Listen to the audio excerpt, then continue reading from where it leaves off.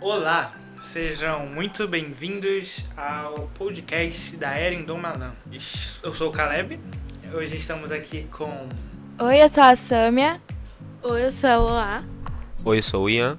E vamos falar sobre Karamuru, o filme ou o livro. Bom, adiantando o assunto do que a gente vai falar hoje, vamos ter uma conversa a respeito do filme Karamuru e do livro que também se chama Karamuru. Vocês vão se surpreender com o que acontece com alguns personagens.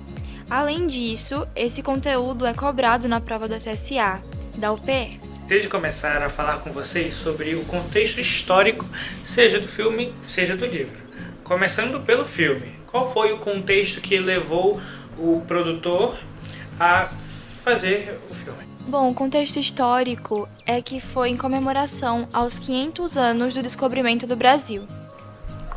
Bom, falando um pouco agora sobre o contexto histórico do livro, basicamente naquela época estava ocorrendo o movimento arcadismo, que levou o autor do livro, o Frei José de Santa Rita Durão, a escrever ele, para resgatar as raízes brasileiras. Quem são os personagens e por que Karamuru?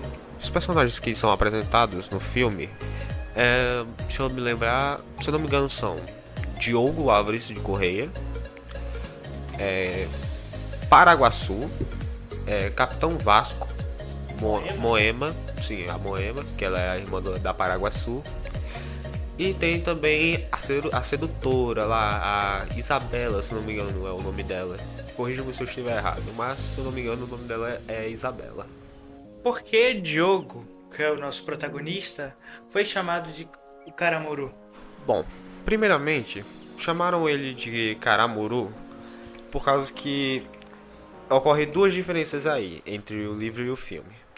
No filme, ele chamou ele de Karamuru, pois ele estava correndo, estava fugindo dos tupinambás que queriam comer ele.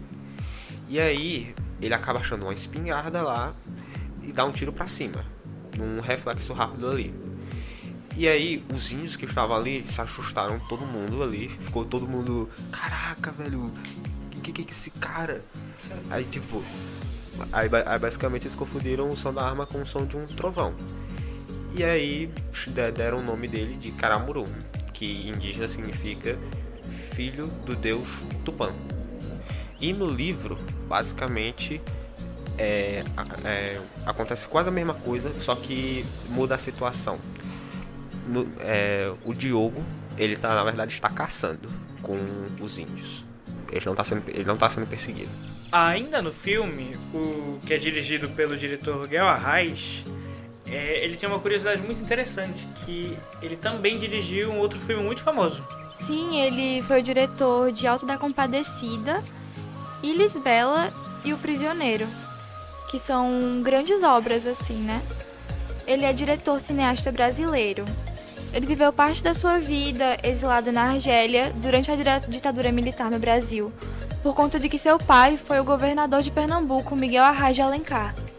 Então, basicamente, quem escreveu o livro foi o Frei José de Santa Rita Durão. E o protagonista Karamuru, nosso Diogo Alves, quem é? Bom, ele foi um náufrago no Brasil. No filme, acompanhamos Diogo Álvares Correia, interpretado por Selton Mello, um náufrago português que viveu entre os indígenas da costa do Brasil e que facilitou o contato entre os viajantes franceses e o povo tupinambá. Diogo acabou recebendo a alcunha de Karamuru pelo povo tupinambá. Qual é a principal diferença entre o livro e o filme? A diferença do filme e do livro é que no filme a Moema não morre e no livro ela morre. Isso ocorre porque o filme era para ser mais uma comédia. Se colocasse a morte da Moema, o filme iria ficar pesado.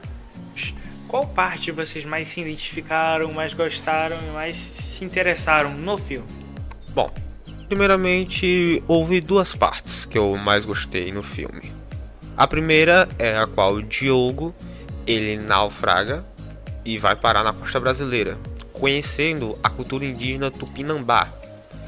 Já a segunda parte é quando a Paraguaçu, ela vai junto com o Diogo para a França e acaba tendo contato com a cultura francesa, a cultura europeia ali.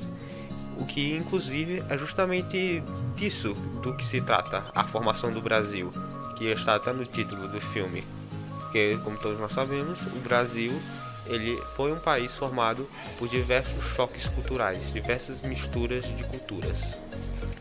Bom, a minha parte favorita também foi uma que o Ian falou por último, que foi quando a Paraguaçu foi para a França junto com o Diogo e ela conheceu lá como eram as coisas, tudo do zero. Ela não tinha noção do que era uma escada, ela ficou impressionada com as chaves, com fechadura, com tudo. E eu achei essa parte muito interessante, porque não fazia parte da cultura dela e ela nunca tinha visto aquilo. Eu achei interessante a parte que o Diogo se veste de mulher pra sair do barco. Aí o capitão Vasco, ele se interessa bastante pela mulher, né? E leva o Diogo para o quarto. Enfim, aí começa uma conversa entre eles e no final ele acaba descobrindo que era o Diogo. Gostei bastante, ainda no início do filme, quando ainda está naquele trama da pintura, de quando ele decide dar o mapa para Isabela apenas por interesse físico. Isso me deu curiosidade para saber como, desde muito tempo atrás, as coisas sempre são assim. Uma parte bem interessante do filme é quando o Diogo ele estava com a Paraguaçu e ela sugeriu que ele se relacionasse com a irmã dela, Moema, que para ele foi uma coisa muito estranha, que logo de cara ele não concordou, já que ele era cristão e isso não fazia parte da religião dele. Sim, de fato. Inclusive, no livro, o livro ele acaba abordando também mais sobre a catequização dos índios, que basicamente tem várias cenas, vários diálogos em que a Paraguaçu e o Diogo eles ficam comentando sobre a questão da religião deles. E no final a própria Paraguaçu se converte ao catolicismo e adota um novo nome, Catarina, do Brasil, em homenagem a Catarina de Médici, esposa do rei da França, Henrique II. O que é bem surpreendente, já que um tempo atrás ela, como pessoa indígena, se relacionava com vários rapazes, por isso ser uma coisa normal na cultura deles. Já encaminhando para o nosso final, eu gostaria de agradecer aos ouvintes que estão aqui ouvindo a gente sobre este material importante que vai cair nas provas do SSA. E, querendo ou não, um pedacinho de cultura da história do nosso país. Eu convido vocês a seguirem em todas as redes o podcast da Elindon Malan.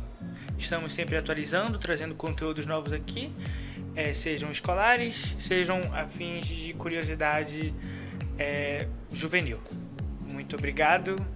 Tchau, pessoal. Muito obrigada por terem assistido. Tchau, obrigada. Tchau, povo de Deus. Nos encontramos de novo. Tchau.